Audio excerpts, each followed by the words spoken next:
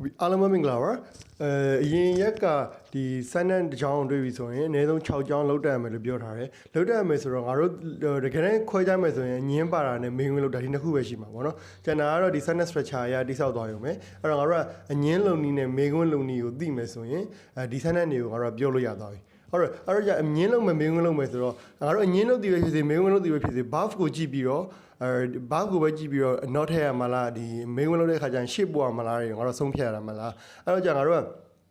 buff ကိုပဲကြည့်လိုက်တယ်ဆိုရင် buff တွေမျိုးစားဘယ်နှမျိုးရှိရဲဆိုတာသိပြီးအဲ့ buff တွေကိုဘယ်လိုလုပ်တယ်ဆိုတာကိုသိနီလန်းသိသွားပြီဆိုရင်ဒါမင်းဝင်နေအငင်းနေ order လုပ်တတ်သွားပြီဟုတ်ပြီနော်ဒါဆိုရင် buff ကိုကြည့်ရမှာဖြစ်တဲ့အတွက် buff မျိုးစားလည်း၄မျိုးပဲရှိရဲထွေထူးဘာမှမရှိဘူးအဲ့တော့ဘာအမျိုးစားတစ်ခုစီမှာဆိုဒီ bell buff ဆိုရင်ဘယ်လိုလုပ်ဆောင်လဲ bell buff ဆိုရင်ဘယ်လိုလုပ်ဆောင်လဲဆိုတာကိုပြောလိုက်တယ်ဆိုရင်ရှင်းသွားလိမ့်မယ်နော်အဲ့တော့အားလုံးသိထားပြီးသားပဲ buff အမျိုးစားက၄မျိုးရှိတယ် but to be but to have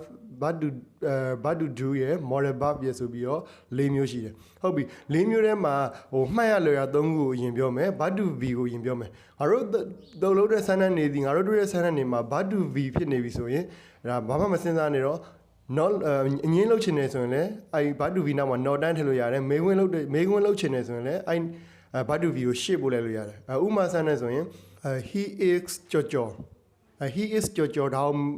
ညင်းလုပ်ချင်တယ်ဆိုတော့အမစ်စာရေးဖြစ်နေမှာလား he is not ကြော်ကြော်ဒါသူကြော်ကြော်မဟုတ်ဘူးပေါ့ဒါဆိုမေးခွန်းလုပ်ချင်တယ်ဆို it he ကြော်ကြော်သူကြော်ကြော်လားဆိုပြီးမေးလိုက်ရင်ဒါပြီးသွားပြီဒါဆို WH ကြောက် WH ကြောက်တော့အရင်ကပြောထားပြီးသားလာမေးခွန်းလုပ်တိုင်း WH ကလုပ်တတ်ပြီးသားဒီ WH question တွေကိုဒီလာမေးခွန်းရဲ့ရှေ့မှာထည့်လိုက်တယ်ဆိုရင်ဒါ WH မေးခွန်းဖြစ်သွားပြီဒါပြီးမှတစ်ဆင့်တင်လိုက်ရင်ရပြီเนาะအဲ့တော့ငါတို့သိထားမှာငါတို့သုံးကျင်တဲ့စမ်းတန်းဒါမှမဟုတ်ငါတို့တွေ့နေတဲ့စမ်းတန်းဒီ miss our ဆိုရဒီ but to be နဲ့ရေးလောက်ထားတယ်ဆိုရင်ငါတို့ကညင်းလုပ်ချင်တယ်ဆိုရင်လည်း not တန်းထည့်လို့ရမယ်မေးခွန်းလုပ်ချင်တယ်ဆိုလည်းရှေ့ပို့လိုက်ရင်ရပြီဒါဆိုရင်ပြီးသွားပြီဟုတ်ပြီဒါဆိုရင် but to be အနေနဲ့ကတော့ရှင်းပြီဒါဆိုရင်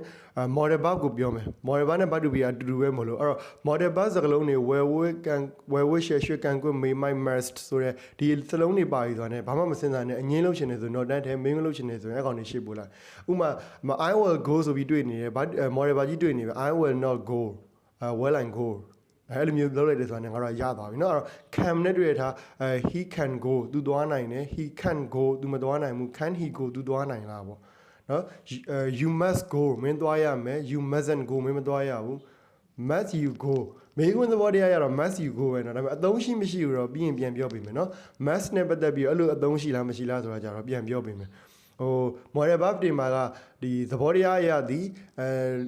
model verb ကိုတွေ့ပြီဆိုရင် not တန်းထည့်လို့ရတယ်မေးခွန်းလုပ်ချင်တယ်ဆိုရှေ့ပို့လိုက်ရတာမှန်တယ်ဒါပေမဲ့တချို့ model verb တွေမှာမေးခွန်း form မရှိတဲ့ model verb တွေရှိတယ်ဒါကြပြီးမှပြန်ပြောမှရမှာဒါပေမဲ့သဘောတရားသိထားမှာဒီ model verb တွေကိုစတဲ့နေ့မှာတွေ့ပြီဆိုရင်အငင်းလုပ်ချင်တယ်ဆိုရင် not တန်းထည့်မေးခွန်းလုပ်ချင်တယ်ဆိုရင်အဲ့ model verb ကိုရှေ့ပို့လိုက်တယ်ဆိုရင်မေးခွန်းဖြစ်သွားပြီเนาะဒါဆို model verb နဲ့ WH question လုပ်မယ်ဆိုရင်လည်းအဲ့လာမေးခွန်းရဲ့ရှေ့မှာ WH တွေထည့်လိုက်တာဆိုတာနဲ့မေးခွန်းဖြစ်သွားပြီเนาะအဲ့လိုမှတ်ထားရပြီဟုတ်ပြီဒါဆိုရင်ဒီနှစ်ခုကတော့ပုံစံဆင်တယ်နောက်တစ်ခုက but to do ကတော့သူတို့ရဲ့စံချိန်မှာဘာစံချိန်ပဲလို့ဆိုတော့သူတို့ကသူ့ကိုမေးခွန်းလုပ်မယ်ညင်းလုပ်မယ်ဆိုရင် do that ကိုအမြဲတမ်းခေါ်ပေးရတယ်အဲ့တော့အမှဥမာဆန်းနဲ့ပြောပါဆိုရင် you play football မင်းဘောလုံးကစားတယ်ဆိုရင်မေးခွန်းလုပ်မယ်ညင်းလုပ်မယ်ဆိုရင်အဲ့တော့ညင်းလုပ်ချင်တယ်ဆိုရင် you don't play football ဆိုပြီး do that ကိုကူညီခေါ်ရမယ်ကူညီခေါ်တဲ့နေရာမှာငါတို့သုံးမဲ့ subject ဒီအနည်းဆိုရင် does ကိုခေါ်မယ်အများဆိုရင် do ကိုခေါ်မယ် past tense ဖြစ်နေမယ်ဆို did ကိုခေါ်မယ်ဒါကတော့သိပြီးသားပါเนาะအဲ့တော့ but to be main verb တွေ but to be တွေဖြစ်နေမယ်ဆိုရင်ငါတို့ကသိရမှာဒီ do that ကိုကူညီခေါ်ရမယ်ဆိုတာကိုသိရမယ်မေးခွန်းလုပ်ဒီပဲဖြစ်စေအငင်းလုပ်ဒီပဲဖြစ်စေ do that ကိုကူညီခေါ်ပြီးမေးခွန်းလုပ်လိုက်ရုံပဲဒါ WH question လုပ်ချင်တယ်ဆိုရင်ကြတော့အဲ့လာမေးခွန်းနေရှိမှာ WH ထည့်ပေးလိုက်တာနဲ့ငါတို့မေးခွန်းဖြစ်သွားပြီเนาะလာလဲမေးခွန်းဖြစ်သွားပြီပေါ့ဟုတ်ပြီဒါဆိုရင်နောက်ဆုံးတစ်ခုကြံမှာဗာလဲဆိုတော့ but to have ကိုဘာလို့နောက်ဆုံးမှပြောရအောင်ဆိုတော့သူ့မှာပုံစံတစ်မျိုးတည်းမဟုတ်လို့ဘလို့ပုံစံတစ်မျိုးတည်းမဟုတ်တော့ဆိုတော့ but to have ရဲ့လှုပ်ဆောင်ချက်ထဲမှာတချို့နေရာတွေမှာ main verb အနေနဲ့လှုပ်ဆောင်တယ်တချို့နေရာတွေမှာheavy verb အနေနဲ့လှုပ်ဆောင်တယ်အဲ့လိုနှစ်မျိုးရှိတဲ့ခါကျတော့ तू က main verb အနေနဲ့ have ကိုလှုပ်ဆောင်နေဆိုရင်ငါတို့ထုံးစံတိုင်းပဲ main verb တွေထုံးစံတိုင်းဒုတိယတစ်ကိုကူညီခေါ်ရမှာအကူကရိယာအနေနဲ့လှုပ်ဆောင်နေပြီဆိုရင်ကျတော့ငါတို့အဲ့နောက်မှာ not တန်းထည့်လို့ရတယ်ရှေ့ကိုပို့လို့ရတယ်ဥမာဆန်းတန်းလေးပြပြမယ်နော်ဥမာ you have a book မင်းမှာစာအုပ်အုပ်ရှိတယ်အဲ့တော့ငါတို့အငင်းလုပ်ချင်တယ်ဆိုဒီ have ဒီ main verb အနေနဲ့သုံးတာဖြစ်တဲ့အတွက် you don't have a book ဆိုပြီးဒုတိယကိုကူညီခေါ်ရမယ်မင်းလုပ်မယ်ဆိုရင်လည်း do you have a book မင်းမှာစာအုပ်အုပ်ရှိလားဆိုပြီး तू ကအဲ့လိုလေးလုပ်ပေးရတယ်ဒီအကူကရိယာဖြစ်နေမယ်ဆိုရင်အကူကရိယာဆိုတာက have ပါတိကိုပြောချင်တာနော် I have finished my lunch ကျွန်တော်နေ့စာပြီးပြီအဲ့လိုပြောတဲ့အခါမှာကျတော့ I have not finished my lunch ဆိုပြီးတော့သူအခုကရိယာဖြစ်တဲ့အတွက် not done ထည့်လို့ရတယ်မေးခွန်းလုပ်ချင်တယ်ဆိုရှေ့ကိုပို့လိုက်ရမယ် have you finished your lunch ဆိုပြီးတော့သူမေးလိုက်လို့ရတယ်အဲ့ what do had မှာကျတော့အဲ့သဘောတရားလေးရှိတယ်သူက main verb နဲ့ heavy verb ကိုကြည့်ပြီးမှ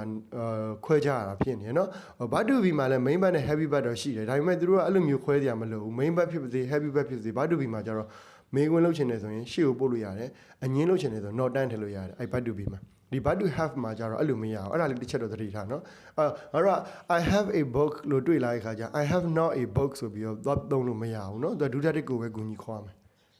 အဲ့လိုလေးရှင်းထားရဲဆိုရင်သဘောပေါက်လိမ့်မယ်ဒါဆိုရင်အားလုံးပြန်ခြုံပြောပြီမယ်နော် what do be မှာဆိုရင်မေးခွန်းလုပ်ချင်တယ်ဆိုရင်ရှေ့ကိုပို့လို့ရတယ်အငင်းလုပ်ချင်တယ်ဆို not done ထည့်လို့ရတယ်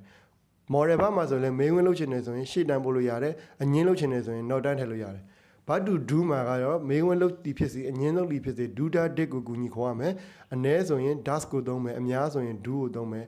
past tense ဆိုရင် did ကိုသုံးမယ် what to have မှာကနှစ်မျိုးလေးမှတ်ပေးရမယ် having verb ဖြစ်နေမယ်အခုကရိယာဖြစ်နေမယ်ဆိုရင် not done ထည့်လို့ရတယ်ရှေ့ကိုမေးခွန်းလုပ်မယ်ဆိုရှေ့ကိုတန်းပို့လို့ရတယ်main verb ဖြစ်နေမယ်ဆိုရင်ထုံးစံတိုင်းပဲ do that did ကူညီခေါ်ရမယ်ဟုတ်ပြီနော်ဒါဆိုရင်မေးခွန်းလုံနည်းနဲ့ဒီလာမေးခွန်းလုံနည်းနဲ့အငင်းလုံနည်းပေါ့နော်ဒါဆိုရင် WH မေးခွန်းလဲမေးခွန်းလုပ်ရှင်နေဆိုရင်အဲ့လာမေးခွန်းနေရှိမှာကိုမေးရှင်တဲ့ဒီ WH question တွေ6မျိုးပြောပြထားတယ်အဲ့6မျိုးထည့်လိုက်တာ ਨੇ ဒါသည်လဲမေးခွန်းဖြစ်သွားပြီဟုတ်ပြီနော်ဒါဆိုရင်နားလည်မယ်ထင်ပါတယ်နောက်ရက်မှာဥပမာတွေပြရင်ဒီ picture တွေလေ့ကျင့်ရင်သဘောပေါက်သွားလိမ့်မယ်နော်